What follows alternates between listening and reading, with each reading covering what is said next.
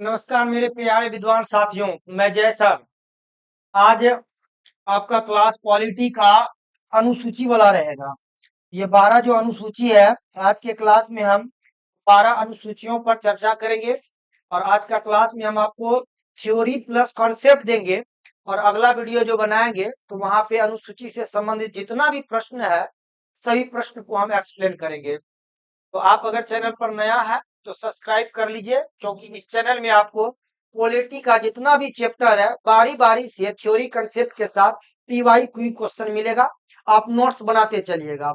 आप 10 मिनट अगर वीडियो देखिएगा तो आपको पता चल जाएगा कि आप क्या पढ़ रहे हैं और यहाँ क्या पढ़ रहे हैं। वीडियो में अंत तक बने रहिएगा। तो चलिए पॉलिटी में हम अनुसूची को स्टार्ट करते हैं। अनुसूची के बारे में जानना क्या है हमको, चलिए हम इस तरह से पीपीटी बना के रखे हैं। आपको एक एक बात हम क्लियरली समझाते चलेंगे। चलिए लाइक कर दीजिए, जो भी चैनल पर नया सब्सक्राइब कर लीजिए। डेली आपको इसी टाइम पर एक वीडियो मिलेगा और संपूर्ण पॉलिटी को हम पढ़ेंगे, विशेष रूप से जो इस बार बीपीएससी 4.0 में अपियर हो रहे छात्र के लिए है। मतलब आप कंटिन्यू बने रहिए, चैनल को सब्सक्राइब कर दिए डेली। बस आप ये देखिए पॉलिटी का एक भी क्वेश्चन आपका नहीं छूटेगा। और बीपीएससी के अलावे भी railway student, SSC student, Bihar police, Bihar दरोगा, सचिवालय, जितने भी स्टूडेंट हैं, पॉलिटी का टेंशन मत लीजिए। इसी चैनल पर आपको पॉलिटी का ए टू जेड कंसेप्ट के साथ, थ्योरी के साथ आपको पीवाईक्यू और क्वेश्चन मिल जाएगा। यहां से बाहर एक भी क्वेश्चन नहीं रहेगा। तो देखिए क्या पढ़ रहे हैं आज हम लोग पॉलिटी में। अनुसूची, अनुसूची चैप्टर को आज हम लोग थ्योरी को कंप्लीट करेंगे। देखिएगा, अब संविधान का अगर बात किया जाए तो भारत के संविधान को संविधानकर्ताओं ने तैयार किया। और इस संविधान में मुख्य रूप से आपको प्रस्तावना, अनुच्छेद, भाग और अनुसूची देखने को मिलेगा। तो मूल संविधान में, यानी मूल संविधान हम किसको कहेंगे, वह संविधान जो वह संविधान जो 26 जनवरी 1950 ईस्वी को लागू हुआ था, उसको हम मूल संविधान कहेंगे। और मूल संविधान में अनुसूचियों की संख्या ना 8 थी। कितनी थी? 8 थी। मूल संविधान में अनुसूचियों की संख्या 8 थी। लेकिन वर्तमान समय में अगर बात किया जाए तो अनुसूचियों की संख्या जो है, वर्तमान समय में अनुसूचियों की संख्या 12 हो गई है। तो मूल संविधान के समय अनुसूचियों की संख्या 8 थी और वर्तमान समय में अनुसूचियों की संख्या 12 हो गई है। तो आखिर 12 कैसे हुआ? ये 4 अनुसूची जो जोड़ा गया, तो ये 4 अनुसूची क्यों जोड़ा गया और इसको जोड़ने का काम कौन किया, इन तमाम बातों को हम लोग विस्तार पूर्वक आज समझेंगे। ध्यान से सुनिएगा। देखिए, मूल संविधान में जो अनुसूचियों की संख्या 12 थी, तो संविधान संशोधन के माध्यम से, अब संविधान में संशोधन कौन करेगा, तो ध्यान से सुनिएगा। मूल संविधान में अनुच्छेदों की संख्या 395 थी। कितनी थी? 395। और भाग 22 और प्रस्तावना एगो था। प्रस्तावना का चैप्टर जो है 2 वीडियो में कंप्लीट करके दे दिए हैं। जो आज मेरा क्लास देख रहे हैं, इससे पहले हम एक प्रस्तावना चैप्टर थ्योरी कंसेप्ट के साथ पीवाईक्यू क्वेश्चन लगा दिए, उसको भी आप देख लीजिएगा। आज ये दूसरा चैप्टर है। और प्रस्तावना से इसमें कोई भी क्वेश्चन कोई रिलेटेड नहीं है, ये अपने आप में अलग है, इसलिए आपको समझने में दिक्कत नहीं होगा। तो हम कह रहे थे कि मूल संविधान में जो अनुच्छेदों की संख्या 395 थी, तो उसी में से एक अनुच्छेद है 79। 79 में संसद के बारे में बताया गया है कि भारत का जो संसद है, वह संसद पूरे संविधान में संशोधन कर सकता है। यानी संविधान में संशोधन करने का अधिकार जो है वह भारत के संसद के पास है।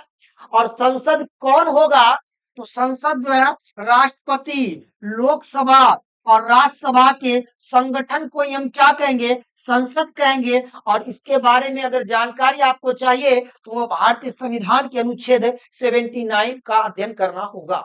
फिलहाल आप इतना जानिए कि संविधान पर संशोधन करने का अधिकार जो है भारत के संसद को है।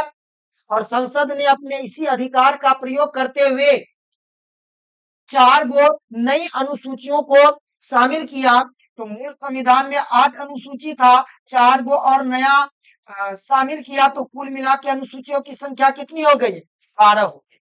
संसद ने जो 4 नई अनुसूचियों को शामिल किया वो कौन कौन? 9वीं, 10वीं, 11वीं और 12वीं। तो आपके पेपर में जो पूछेगा ना क्वेश्चन, तो यही पूछेगा कि संसद द्वारा जो 4 नई अनुसूचियों को शामिल किया गया है, उन 4 नई अनुसूची कौन कौन है, और उस अनुसूची के शामिल करने के समय हमारे देश का प्रधानमंत्री कौन था, तथा उन अनुसूचियों में किन विषयों को शामिल किया गया है, यही आपको आपके पेपर में पूछेगा। तो सबसे पहले हम इन चारों अनुसूचियों के बारे में जान लेते हैं। ये चारों अनुसूची कौन कौन है? तो 9वीं, 10वीं, 11वीं और 12वीं अनुसूची है। और इन अनुसूचियों को जब शामिल किया जा रहा था, उस समय हमारे देश का प्रधानमंत्री कौन था, और इन अनुसूचियों को शामिल करने की क्यों आवश्यकता पड़ी, इसमें किन विषयों की चर्चा की गई है, इन तमाम बातों के बारे में हम लोग अभी जानेंगे, 5 मिनट में जान जाएंगे। तो आइए सबसे पहले 9वीं अनुसूची के बारे में जानते हैं। 9वीं अनुसूची प्रथम संविधान संशोधन 1951 ईस्वी में, सब चीज लिखा हुआ आपको पीपीटी मिल जाएगा इधर, समझे? ये देख सकते हैं आप, सारा बात हम यहाँ लिख दिए हैं, आप इसको नोट बना के लिख लीजिएगा, हम आपको समझाते जा रहे हैं। हम चर्चा क्या कर रहे थे, एक बार सुनिएगा फिर से। हम ये कर रहे हैं कि 9वीं अनुसूची, तो सबसे पहले हम 9वीं अनुसूची के बारे में जानते हैं। अच्छा, ये 12वीं चला गया, आगे बढ़ के हम 9वीं में पहले जाएंगे। हाँ, यहाँ है 9वीं अनुसूची के बारे में जानिए। देखिए, प्रथम संविधान संशोधन 1991 ईस्वी को हुआ। तो प्रथम संविधान संशोधन 1991 ईस्वी को हुआ, तो उस समय हमारे देश का प्रधानमंत्री पंडित जवाहरलाल नेहरू थे। और पंडित जवाहरलाल नेहरू का जो कार्यकाल था वो 1947 ईस्वी से लेकर 1964 ईस्वी तक था। और इसी के बीच में आता है 1951। तो बताइए 1951 ईस्वी जब 9वीं अनुसूची को शामिल किया गया, उस समय देश का प्रधानमंत्री कौन रहा होगा? पंडित जवाहरलाल नेहरू, पहला बात। दूसरा, अब इस अनुसूची में किन विषयों के बारे में जानकारी मिलती है? तो इस अनुसूची में भूमि सुधार संबंधित प्रावधानों का उल्लेख, जानकारी हमको मिलता है। अब इसको विस्तार से समझिए, इस कहानी को समझिएगा। देखिए, हम लोग जानते हैं कि अपना देश यानी भारत 15 अगस्त 1947 ईस्वी को आजाद हो गया। इस अनुसूची को शामिल करने का उद्देश्य क्या था, उसको समझ लीजिए। भारत 15 अगस्त 1947 ईस्वी को आजाद हो गया, यानी 15 अगस्त 1947 से पहले हम लोग क्या थे? गुलाम थे। किसका? अंग्रेजों का। तो अंग्रेजों के गुलामी से हम लोग जो मुक्त हुए 15 अगस्त 1947 को हुए। जब हम लोग आजाद हुए तो भारत के भीतर बहुत सारे ऐसे लोग थे जिनके पास रहने के लिए भूमि नहीं था, अर्थात भूमिहीन था। अब आजाद भारत में भूमिहीन लोग जो है, उनको रहने के लिए आखिर घर चाहिए कि नहीं? मान लीजिए कि खाने पीने के लिए तो खैर इधर उधर से जुगाड़ हो जाएगा, बट रहने के लिए घर चाहिए। तो भारत के भीतर बहुत सारे ऐसे लोग थे जिनके पास रहने के लिए भूमि भी नहीं था। और वहीं अगर बात किया जाए तो कुछ ऐसे भी लोग थे जिनके पास अपर्याप्त भूमि था। तो अब क्या किया जाए? तो जिनके पास अपर्याप्त भूमि था, उनसे कुछ भूमि सरकार लेकर भूमिहीनों को भूमि दिया गया। इसीलिए इस अधिनियम को हम भूमि सुधार संबंधित अधिनियम कहते हैं। स्पष्ट हो गया होगा। अब आप समझिए कि अगर जिसके पास भूमि है, उनसे हम भूमि लेकर भूमिहीनों को भूमि देते हैं, तो इसके लिए हो सकता है कि जिससे हम भूमि लेंगे वो कानून कार्रवाई करे। क्योंकि भारतीय संविधान में जो 395 अनुच्छेद था, उस 395 अनुच्छेदों में से एक अनुच्छेद 31 है। अनुच्छेद 31 कहता है कि संपत्ति का अधिकार मूल अधिकार है। अगर आपसे कोई संपत्ति जबरन लेता है तो आप अनुच्छेद 32 के तहत सीधे सुप्रीम कोर्ट जा सकते हैं। अब समस्या यहाँ ये है कि अनुच्छेद 31 कहता है कि संपत्ति का अधिकार मूल अधिकार है। अगर आपके संपत्ति का कोई हनन कर रहा है, कोई जबरदस्ती आपसे ले रहा है, तो आप अनुच्छेद 32 के तहत सीधे सुप्रीम कोर्ट जा सकते हैं। तो इसी के लिए 9वीं अनुसूची यानी भूमि सुधार संबंधित अधिनियम लाया गया कि अगर आपसे सरकार आपका भूमि लेकर भूमिहीनों को अगर भूमि देता है और इसके बाद अगर आप न्यायालय के शरण में जाते हैं, तो प्रथम संविधान संशोधन 1951 ईस्वी के तहत आपको न्यायिक समीक्षा नहीं दी जाएगी, अर्थात आप जो है न्यायालय के दरवाजे तक नहीं जा सकते हैं इस संबंधित मामलों को लेकर। इसीलिए इस अनुसूची को शामिल किया गया। तो आइए अब यहां हम जानेंगे क्या कि 9वीं अनुसूची प्रथम संविधान संशोधन 1951 ईस्वी के तहत जोड़ा गया और इस अनुसूची को शामिल होने के समय हमारे देश के प्रधानमंत्री पंडित जवाहरलाल नेहरू थे।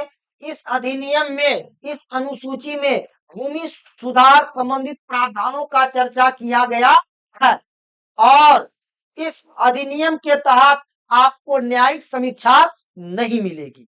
क्लियर है?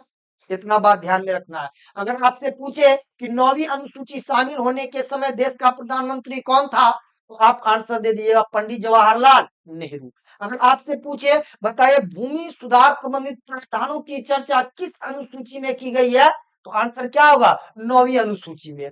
या आपसे पूछेगा 9वीं अनुसूची में किस विषय की चर्चा की गई है, तो भूमि सुधार संबंधित विषयों की चर्चा की गई है। या आपसे पूछेगा 9वीं अनुसूची को कब शामिल किया गया, तो आप बता दीजिएगा कि यह प्रथम संविधान संशोधन 1951 ईस्वी के तहत 9वीं अनुसूची को शामिल किया गया। अब हम लोग 10वीं अनुसूची के बारे में जानते हैं। ये आपका है 10वीं अनुसूची। 10वीं अनुसूची 52वां संविधान संशोधन 1985 ईस्वी के तहत 10वीं अनुसूची को शामिल किया गया और इस अनुसूची के शामिल होने के समय हमारे देश का प्रधानमंत्री राजीव गांधी थे। कौन थे? राजीव गांधी थे और इनका शासनकाल 1984 ईस्वी से लेकर 1989 ईस्वी तक था और इस अधिनियम में दल बदल अधिनियम की चर्चा की गई है। इस अनुसूची में दल बदल अधिनियम की चर्चा की गई है। आइए अब हम दल बदल अधिनियम यानी 10वीं अनुसूची को समझते हैं कि आखिर इस अधिनियम को शामिल करने की क्यों आवश्यकता पड़ी। ध्यान से सुनिएगा। मान के चलते हैं बाबू, यहां हम एग्जाम्पल के रूप में दे दिए, एक पार्टी है बीजेपी और दूसरा पार्टी है कांग्रेस। मान के या पहला पार्टी आप मान लीजिए कांग्रेस और दूसरा पार्टी मान लेते हैं बीजेपी। दो पार्टी है, किसी एक पार्टी के चुनाव चिन्ह से आप चुनाव लड़े। मान लीजिए कि कांग्रेस के चुनाव चिन्ह से आप विधानसभा या लोकसभा का चुनाव लड़े और आप जीत गए। अब जब आप जीत गए तो बाद में जाकर आप धन के लालच में या मंत्री पद के लालच में दूसरे पार्टी में शामिल हो जाते हैं। तो 1980 के दशक में बस यही होता था कि कांग्रेस के चुनाव चिन्ह से चुनाव जीत जाता था और बाद में जाकर धन और मंत्री पद के लालच में दूसरे पार्टी में जाके शामिल हो जाता था। तो उस समय तक ये नियम था कि अगर मान के चले कि कांग्रेस के पास 150 विधायक है, लोकसभा सीट है या विधानसभा सीट है, मानिए 150 गो इसका विधायक है। अब 150 का 1/3 यानी 50 विधायक अगर दूसरा पार्टी में शामिल हो जाता है तो इनका सदस्यता समाप्त नहीं होगा। और 1980 के दशक में जो है 1/3 क्या, 1/3 से ज्यादा भी सदस्य ऐसे होते थे जो पार्टी छोड़कर अन्य पार्टी में चला जाता था। तो टेंशन बढ़ गया राजीव गांधी का, क्योंकि उस समय ऐसा दौर था कांग्रेस के चुनाव चिन्ह से जो भी चुनाव लड़ता था ना वो जीत ही जाता था। वर्तमान समय में अगर बात किया जाए तो बीजेपी के चुनाव चिन्ह से कोई भी अगर चुनाव लड़ता है, देख रहे हैं ना, वो ऐसे ही जीत जाता है। ठीक उसी तरह 1980 के दशक में कांग्रेस के चुनाव चिन्ह पर चुनाव लड़ता था और आसानी से चुनाव जीत जाता था। और जीतने के बाद बोले ना, पैसा और मंत्री पद के लालच में दूसरा पार्टी में शामिल हो जाता था। तो उस समय का ये था कि 150 में अगर एक तिहाई यानी 50 सदस्य अगर दूसरे पार्टी में चला जाएगा तब तो उसकी सदस्यता समाप्त नहीं होगी। और 50 से कम यानी एक तिहाई से अगर कम जाता तो सदस्यता समाप्त हो जाती। तो उस समय क्या हुआ, एक तिहाई जो है ना चला जाता था दूसरा पार्टी में। तो राजीव गांधी ने इसी को लेकर दल बदल अधिनियम कानून बनाया और यहाँ एक तिहाई के जगह पे दो तिहाई कर दिया। यानी 150 का दो तिहाई कितना, 100। अगर 100 सदस्य इस पार्टी को छोड़कर दूसरा पार्टी में जाएगा तब जाके इसकी सदस्यता समाप्त नहीं होगी। और 100 से कम अर्थात दो तिहाई से कम सदस्य अगर दूसरे पार्टी में जाएगा तो उसकी सदस्यता क्या हो जाएगी, समाप्त हो जाएगी। उसकी सदस्यता क्या हो जाएगी, समाप्त हो जाएगी। वीडियो क्या रुक गया है।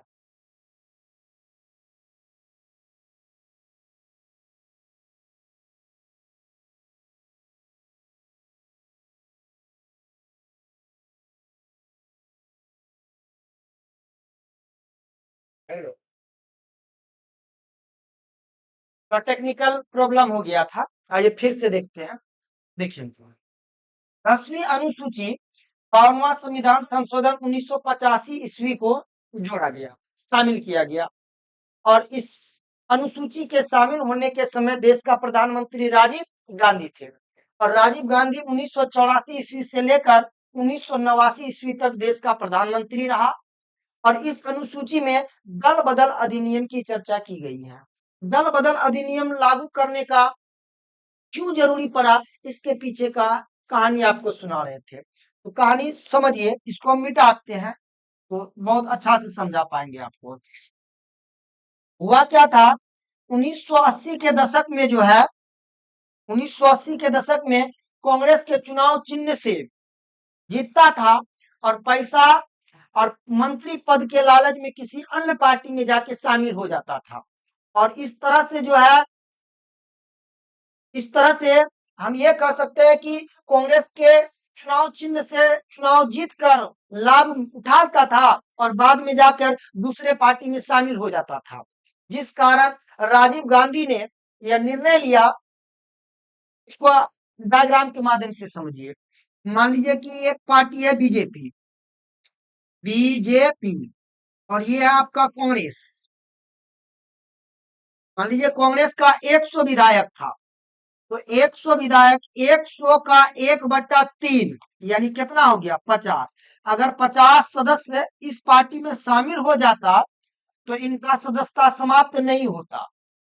तो 1980 के दशक में जो है ना, कुल सदस्य का 1/3 जो है, 1/3 क्या, 1/3 से ज्यादा भी सदस्य जो है ना दूसरे पार्टी में जाके शामिल हो जाता था।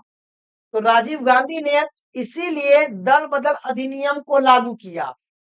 तो इस अधिनियम के तहत क्या किया, 1/3 को हटाकर जो है 2/3 कर दिया कि कुल सदस्य का अगर 2/3 यानी 100 सदस्य पार्टी छोड़कर किसी अन्य पार्टी में जाएगा तब जाके इसका सदस्यता समाप्त नहीं होगा, अन्यथा सदस्यता समाप्त हो जाएगा। तो इस तरह से जो है दल बदल अधिनियम को यहाँ क्या किया गया, लागू किया गया। तो आपसे पूछेगा 10वीं अनुसूची में किस विषयों को जोड़ा गया, शामिल किया गया, तो दल बदल अधिनियम को जोड़ा गया, शामिल किया गया। और इस अधिनियम के शामिल होने के समय देश का प्रधानमंत्री क्या था, तो प्रधानमंत्री था डॉक्टर राजीव गांधी। अब बताइए इस अधिनियम के तहत क्या कहा कि 2/3 तिहाई अगर कुल सदस्य का 2/3 तिहाई किसी अन्य पार्टी में जाएगा तब तो उस पर दल बदल अधिनियम कानून लागू नहीं होगा। और 2/3 से अगर कम सदस्य गया तब उसका दल बदल अधिनियम कानून के तहत उसकी सदस्यता को, विधायिका को क्या कर दिया जाएगा, समाप्त कर दिया जाएगा। ये था आपका 10वीं अनुसूची में। आइए 11वीं अनुसूची में जानते हैं क्या है 11वीं अनुसूची। 73वां संविधान संशोधन 1992 ईस्वी के तहत 11वीं अनुसूची को शामिल किया गया। और इस अनुसूची के शामिल होने के समय हमारे देश का प्रधानमंत्री पीवी नरसिम्हा राव थे। और पीवी नरसिम्हा राव जो है 1991 से लेकर 1996 ईस्वी तक देश का प्रधानमंत्री रहा। और इस अनुसूची में पंचायती राज व्यवस्था को संवैधानिक दर्जा प्रदान किया गया और जिसके तहत पंचायती राज व्यवस्था को 29 विषयों पर काम करने का अधिकार दिया गया। देखिए, सुनिए, समझिए। 11वीं अनुसूची 73वां संविधान संशोधन 1992 ईस्वी के तहत पंचायती राज व्यवस्था को संवैधानिक दर्जा प्रदान किया गया। इस अनुसूची के शामिल होने के समय देश का प्रधानमंत्री पीवी नरसिम्हा राव थे और इस अधिनियम के तहत ही पंचायती राज व्यवस्था को 29 विषयों पर काम करने का अधिकार प्रदान किया गया। अब ये 29 विषय कौन है? जैसे ये पंचायती राज व्यवस्था बाबू ग्रामीण क्षेत्रों में आपको देखने को मिलेगा। जैसे ग्रामीण क्षेत्रों में छोटे छोटे पुल पुलिया बनाना, छोटे छोटे चिकित्सालय बनाना, खुलवाना, जन्म मृत्यु प्रमाण पत्र बनाना इत्यादि विषयों को दिया गया पंचायती राज व्यवस्था के अंतर्गत। तो अगर आपसे पूछे, बताइए पंचायती राज व्यवस्था की चर्चा भारतीय संविधान के किस अनुसूची में किया गया है? तो 11वीं अनुसूची में किया गया है। आपसे ये भी क्वेश्चन पूछ सकता है कि 11वीं अनुसूची में सूची के तहत पंचायती राज व्यवस्था को कितने विषयों पर काम करने का अधिकार प्रदान किया गया है? तो 29 विषयों पर। या आपसे ये भी पूछ सकता है कि 11वीं अनुसूची के शामिल होने के समय हमारे देश का प्रधानमंत्री कौन था? तो क्या हो जाएगा? पीवी नरसिम्हा राव थे। तो आपको अभी तक हम क्या क्या समझाए? 8वीं अनुसूची, 9वीं अनुसूची और 10वीं अनुसूची। अब 10वीं और 11वीं, अब हम 12वीं अनुसूची को समझते हैं। 12वीं अनुसूची 73वां नहीं, ये 74वां होगा, यहाँ 74 लिख लेना है। 74वां संविधान संशोधन 1992। तो 74वां संविधान संशोधन 1992 ईस्वी के तहत 12वीं अनुसूची को शामिल किया गया। इस अनुसूची के शामिल होने के समय प्रधानमंत्री पीवी नरसिम्हा राव थे और इस अनुसूची में नगर पालिका या नगर निगम के बारे में चर्चा की गई है और इसी अनुसूची के तहत नगर पालिका या नगर निगम को कुल 18 विषयों पर काम करने का अधिकार दिया गया।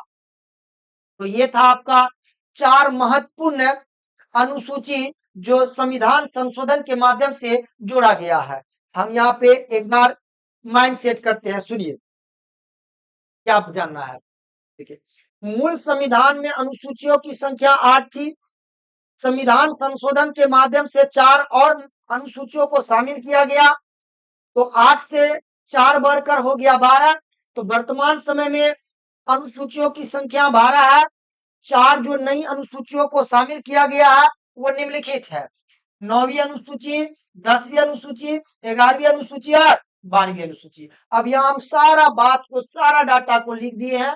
आप अपना कॉपी में नोट बनाते चलिएगा। एक एक बात हम यहाँ लिख दिया, इससे बाहर क्वेश्चन नहीं रहेगा। देखिए, अब हम पढ़ के सुनाते हैं। मूल संविधान में 8 अनुसूचियां थी, लेकिन संसद ने संविधान संशोधन के द्वारा 4 और अनुसूची शामिल किया, जिस कारण अनुसूचियों की संख्या बढ़कर 12 हो गया। तो आपसे पहला क्वेश्चन पूछेगा, बताइए मूल संविधान में अनुसूचियों की संख्या कितनी थी? जवाब होगा 8। संविधान संशोधन के माध्यम से कितनी अनुसूचियों को जोड़ा गया? जवाब होगा 4। वर्तमान समय में अनुसूचियों की संख्या कितनी है? जवाब होगा 12। तो बोला कि 4 जो संविधान संशोधन के माध्यम से जोड़ी गई वो कौन कौन है? तो आपका 9वीं अनुसूची, 10वीं अनुसूची, 11वीं अनुसूची और 12वीं अनुसूची। आइए 9वीं अनुसूची को जानते हैं। प्रथम संविधान संशोधन 1991 ईस्वी के तहत 9वीं अनुसूची को शामिल किया गया, जिसमें भूमि संबंधित प्रावधान का चर्चा किया गया है। इस अनुसूची के शामिल होने के समय हमारे देश का प्रधानमंत्री पंडित जवाहरलाल नेहरू थे। पंडित जवाहरलाल नेहरू थे। और मोस्ट इंपोर्टेंट बात यह, इस अनुसूची में शामिल विषयों की न्यायिक समीक्षा नहीं की जाएगी। पहले भी आपको हम बता दिए। आइए 10वीं अनुसूची, इससे 52वां, ध्यान रखिएगा ये पॉइंट, इसे 52वां संविधान संशोधन 1985 ईस्वी के तहत शामिल किया गया। इसमें दल बदल अधिनियम, कौन सा अधिनियम? दल बदल अधिनियम की चर्चा है। इस समय हमारे देश के प्रधानमंत्री कौन थे? राजीव गांधी थे। कौन थे? राजीव गांधी थे। हमारे देश के प्रधानमंत्री कौन थे? तो राजीव गांधी थे। हमारे देश के प्रधानमंत्री कौन थे? राजीव गांधी थे। वर्तमान प्रावधान के तहत अगर किसी पार्टी के 2/3 सदस्य दूसरे पार्टी में शामिल हो जाता है तो यह अधिनियम प्रभावी नहीं होगा। और 2/3 से अगर कम सदस्य किसी दूसरे पार्टी में जाएगा तो दल बदल अधिनियम के तहत उस व्यक्ति की सदस्यता क्या कर दी जाएगी? समाप्त कर दी जाएगी। आइए 11वीं अनुसूची देखिए क्या है। 73वां संविधान संशोधन, कैमा 73वां संविधान संशोधन 1992 ईस्वी के तहत इसे शामिल किया गया। इसमें पंचायती राज व्यवस्था की चर्चा है। इस अनुसूची के तहत पंचायती राज व्यवस्था को कुल 29 विषय पर काम करने के लिए दिया गया। इस अनुसूची के शामिल होने के समय हमारे देश के प्रधानमंत्री कौन थे? पीवी नरसिम्हा राव थे। जहां जहां हम घेरा लगा रहे हैं, मोस्ट इंपोर्टेंट यही क्वेश्चन आपसे पूछेगा। आगे देखिए 12वीं अनुसूची, 74वां संविधान संशोधन, कैमा 74वां संविधान संशोधन 1992 ईस्वी के तहत इसे शामिल किया गया। इसमें नगर पालिका या नगर निगम की चर्चा है। इस अनुसूची के तहत नगर निगम को कुल कितना? 18 विषय पर काम करने के लिए दिया गया। इस अनुसूची के शामिल होने के समय हमारे देश के प्रधानमंत्री कौन थे? पीवी नरसिम्हा राव थे। इस तरह से 4 जो अनुसूची को शामिल किया गया था संविधान संशोधन के माध्यम से, हम चारों अनुसूची को पढ़ा दिए। एक बार हम आपको फिर से बताते हैं। संविधान संशोधन के माध्यम से 9वीं अनुसूची, 10वीं अनुसूची, 11वीं अनुसूची और 12वीं अनुसूची को शामिल किया गया, यही ना। अब आपको यहां से क्या क्या जानना है मुख्य रूप से? तो 9वीं अनुसूची को प्रथम संविधान संशोधन 1951 ईस्वी के तहत शामिल किया गया। और इस अनुसूची के शामिल होने के समय देश का प्रधानमंत्री कौन था? पंडित जवाहरलाल नेहरू थे। पंडित जवाहरलाल नेहरू थे। अच्छा 10वीं अनुसूची देखिए, 52वां संविधान संशोधन 1985 ईस्वी के तहत 10वीं अनुसूची को शामिल किया गया। और इस अनुसूची के शामिल होने के समय देश का प्रधानमंत्री कौन था? राजीव गांधी था। और दल बदल अधिनियम की चर्चा है। 11वीं अनुसूची शामिल कब हुआ था? 1992 ईस्वी में। और इस अनुसूची के शामिल होने के समय प्रधानमंत्री कौन था? पीवी नरसिम्हा राव थे। पीवी नरसिम्हा राव थे, है ना। और ये क्या था? पंचायती राज व्यवस्था को जोड़ा गया था। और पंचायती राज व्यवस्था को 29 विषयों पर काम करने का अधिकार दिया गया था। और 12वीं अनुसूची भी 1992 ईस्वी को शामिल किया गया। देश का प्रधानमंत्री पीवी नरसिम्हा राव ही थे। और नगर पालिका या नगर निगम की चर्चा की गई है। और इसके तहत नगर पालिका या नगर निगम को कुल 18 विषयों पर काम करने का अधिकार दिया गया था। यानी भूमि सुधार 9वीं अनुसूची, दल बदल अधिनियम 10वीं अनुसूची, पंचायती राज व्यवस्था 11वीं अनुसूची और नगर निगम या नगर पालिका 12वीं अनुसूची। तो आपको 9वीं, 10वीं, 11वीं और 12वीं क्लियर हो गया। अब चलते हैं मूल अनुसूची में जो 8 अनुसूचियों की संख्या थी, तो उसमें से हम लोग प्रथम अनुसूची और द्वितीय अनुसूची के बारे में पहले जान लेते हैं कि प्रथम अनुसूची में किसकी चर्चा थी। तो हम लोग संविधान संशोधन के माध्यम से जो 4 नई अनुसूची को शामिल किया गया उसको पढ़ने के बाद अब मूल संविधान में जो 8 अनुसूची थी, उन 8 अनुसूची को हम लोग बारी बारी से अब समझेंगे। आइए हम पहला अनुसूची के बारे में आपको बताते हैं। पहला अनुसूची क्या है, गौर से सुनिएगा। देखिए, प्रथम अनुसूची जो है, प्रथम अनुसूची में भारत के अंदर जितने भी राज्य हैं उन राज्यों के नाम, राज्यों के राजधानी, क्षेत्रफल यानी भौगोलिक स्थिति के बारे में चर्चा किया गया है। तो अगर आपसे पूछे कि राज्य तथा उनके भौगोलिक क्षेत्रों के बारे में जानकारी हमको किस अनुसूची से मिलती है, तो प्रथम अनुसूची से। हम यहाँ लिख भी दिए हैं कि प्रथम अनुसूची, इसमें भारत के राज्य तथा केंद्र शासित प्रदेशों की क्या की गई है, चर्चा की गई है। तो प्रथम अनुसूची में भारत के भीतर जितने भी राज्य हैं तथा केंद्र शासित प्रदेश है उनके नाम, राजधानी, क्षेत्रफल इत्यादि के बारे में जानकारी प्रदान करती है कौन सी अनुसूची, पहली अनुसूची। पहली अनुसूची क्लियर। अब यहां से आपका प्रधानमंत्री याद नहीं रखना है कि प्रधानमंत्री जो पूछेगा ना वो शामिल की गई प्रथम 4 अनुसूची जो आपको बताए, उसी 4 अनुसूची में किस अनुसूची के शामिल होने के समय कौन प्रधानमंत्री था ये पूछता है। बट मूल संविधान में जो 8 अनुसूची था उसमें से आपको किसी भी प्रधानमंत्री का नाम याद रखना नहीं है, हम जितना बता रहे हैं उतने याद रखिएगा।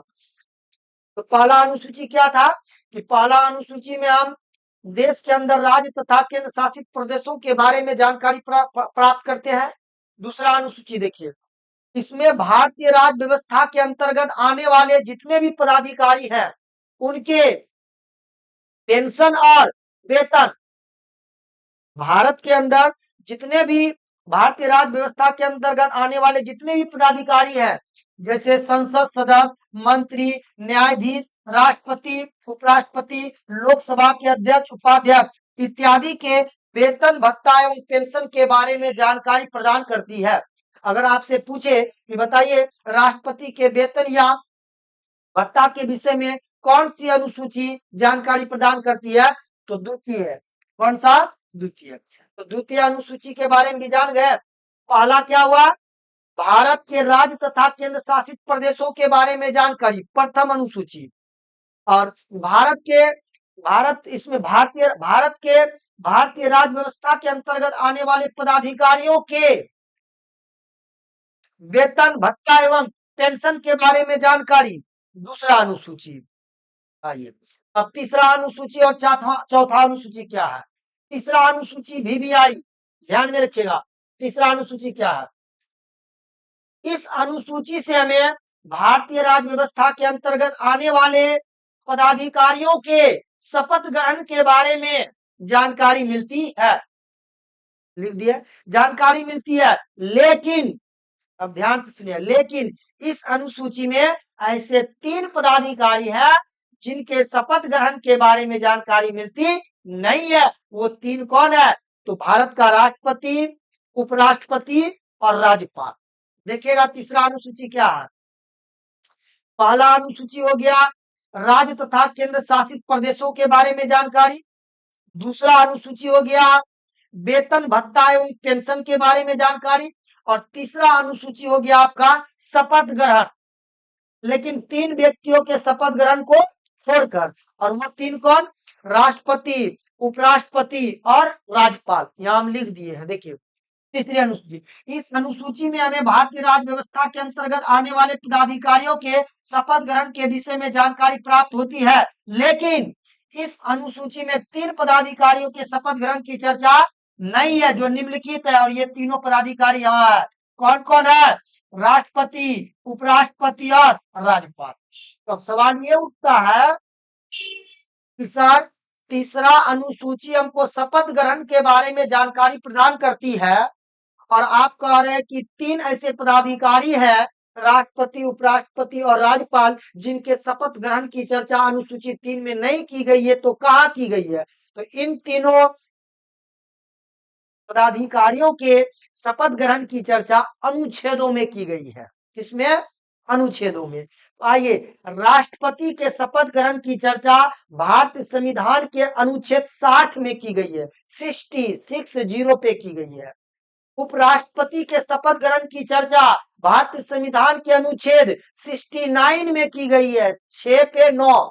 और राज्यपाल के शपथ ग्रहण की चर्चा भारतीय संविधान के अनुच्छेद 159 में की गई है। हम यहाँ नीचे लिख भी दिए हैं नोट करके कि राष्ट्रपति के शपथ ग्रहण की चर्चा अनुच्छेद 60 में, उपराष्ट्रपति के शपथ ग्रहण की चर्चा अनुच्छेद 69 में और राज्यपाल के शपथ ग्रहण की चर्चा 159 में की गई है। तो हम लोग मूल संविधान में जो 8 अनुसूची है, पहला देख लिए, दूसरा देख लिए, तीसरा देख लिए।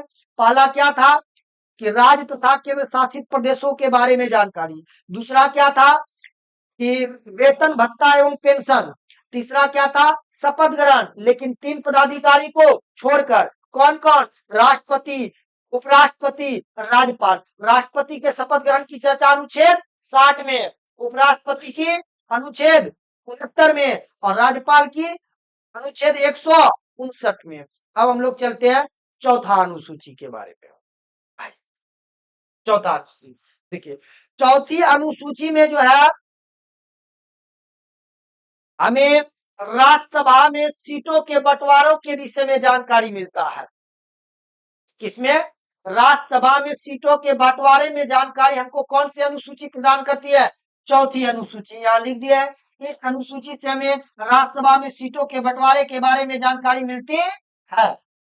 यहां तक समझ गए? अब गौर से समझिएगा। देखिए, हम आपको बताए, यहां आइए, बहुत सुंदर बात बताने जा रहे, ध्यान से सुनिएगा। प्रथम अनुसूची में राज्य तथा केंद्र शासित प्रदेशों की चर्चा की जाती है और चौथी अनुसूची में आपको हम अभी बताए कि चौथी अनुसूची में राज्यसभा में सीटों के बंटवारे के बारे में जानकारी मिलती है। चलिएगा, अब यहां नोट करके जो लिखा है इसको एक्सप्लेन करते हैं। भारत आजाद हुआ 15 अगस्त 1947 को। भारत आजाद हुआ 15 अगस्त 1947 को और संविधान को लागू किया गया 26 जनवरी 1950 को। और जानते हैं 1956 ईस्वी को राज्यों का पुनर्गठन हुआ। जब 1956 ईस्वी में राज्यों का पुनर्गठन हुआ, उस समय भारत के भीतर 14 राज्य का निर्माण किया गया। कै गो राज्य? 14 गो राज्य। जबकि वर्तमान समय में राज्यों की संख्या कितनी है? 28 है। 29 हुआ था और फिर 29 से कितना हो गया? 28। तो आप एक बात बताइए, जब राज्यों का पुनर्गठन 1956 ईस्वी में हुआ, उस समय भारत के भीतर 14 गो राज्य था, अभी 28 हुआ, तो पहले 14 से 15 हुआ होगा, फिर 15 से 16, 16 से 17, 18, इस तरह से 29, फिर 29 से 28 हुआ होगा ना। तो एक बात आप समझिएगा कि जब 14, 15, 1956 ईस्वी में 14 गो राज्य था, तो इन 14 राज्यों के बारे में जानकारी हमको प्रथम अनुसूची दे रही है। तो प्रथम अनुसूची में इन 14 राज्यों का नाम, राजधानी, क्षेत्रफल इत्यादि को लिखा गया होगा। जब 14 से 15वां राज्य बना, 16वां राज्य बना, तो उन राज्यों के नाम, क्षेत्रफल को भी तो लिखना होगा। तो बताइए कौन सा अनुसूची में लिखना होगा?